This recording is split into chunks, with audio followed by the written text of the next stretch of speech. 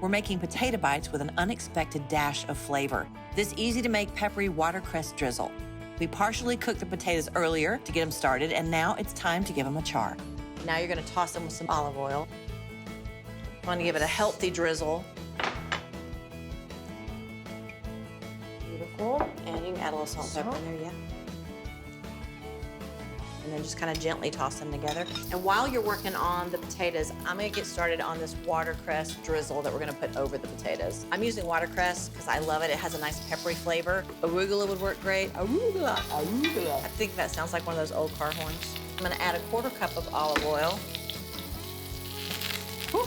How you feeling over there? Popping potatoes. A couple of tablespoons of apple cider vinegar. Oh, it's warm.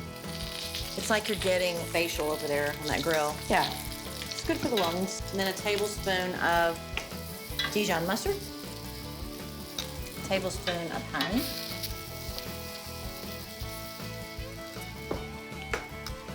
And just a pinch of paprika. I'm not a gadget person, but I love a food processor.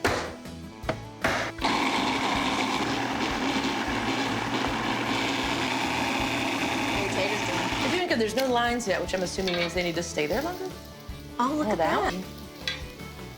I feel like I'm winning. You are. Time. You're totally winning. Every time you flip one over and there's a grill mark, you're winning. Start taking them up. Get ready to drizzle this sauce over. I mean, I know these are hot, but I feel like we should taste them. And it's pretty. It is pretty. Oh, that's really good. That is good, if I say so myself.